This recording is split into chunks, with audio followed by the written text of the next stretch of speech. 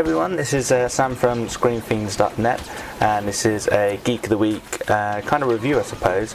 The Star Wars Battlefront beta was out last week from the 8th into the 12th, and so I had a little play around with it, and here are a few things that I picked up when I was playing. The first thing that I noticed was this game was built to be really casual.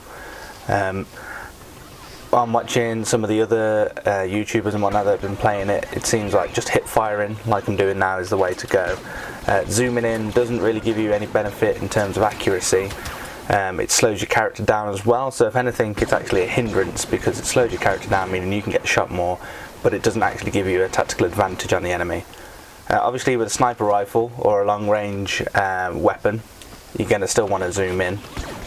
But in terms of just general like infantry running around like a stormtrooper, just firing from the hip, and to be fair, that feels more Star Wars, just running and gunning.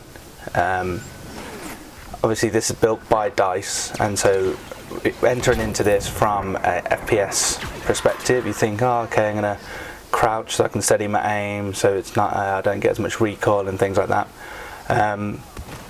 Which is true when you're in first person, you still do get recoil. But if you go to third person, like I am now, and shoot from the hip, you don't get that recoil as well. So again, it's much more casual, kind of built around a feel for,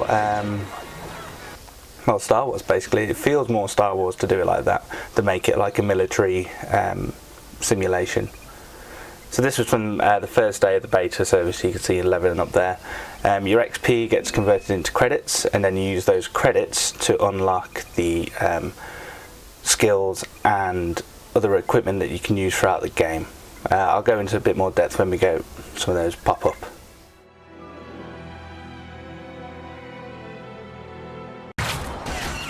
So there were a few modes involved in the included in the beta. You had the drop zone that we just saw, and then now this is the Walker Assault, and obviously this one's on Hoth, the classic AT-AT attacking the rebel base, and it is really good. They've managed to get the scale of it right. It plays a little bit like a rush map from Battlefield, so you have certain objectives and then the spawn points will change throughout the game to progress you further and further through the map, so you don't have to run from one end to the other constantly. It kind of moves you around the map by itself, and just the aesthetic is spot on. The guys at DICE have obviously paid really close attention to certain aspects of the films that they want to incorporate, and they've nailed it. That was one of the perks there you saw there. Throughout the map you have these little pickups that you can pick up. That was like an implosion grenade. And same with the vehicles, so the AT-ST that I was in at the start, and this one now which I've just picked up, which takes you into the TIE Fighter. And it wasn't in the beta, but they got the Starfighter mode, and it's going to be a lot like this, and I cannot wait, because I spent so many hours playing the flight sims on the PC back in the day. This is what I was really excited for. I didn't put much in there because this was like day one, so I didn't really know what I was doing. The flight controls are really simple. So again, it's just so anyone can pick up and play it.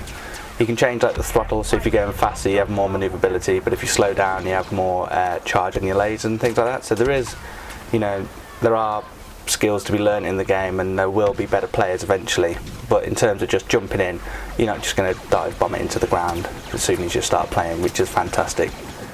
So yeah, the main thing to take away from this, if you're a Star Wars fan, it's pretty much like perfect. If you're an FPS fan, it's not perfect. That's a big distinction to make.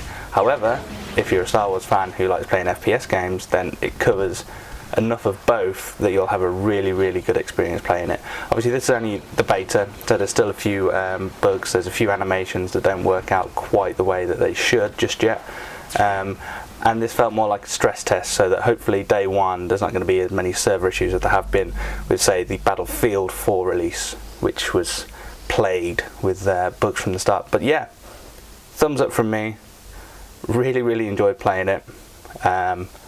And I can't wait until November to play it properly. Okay guys, let's say this is Sam from screenfiends.net. Thanks for watching, and see you next week.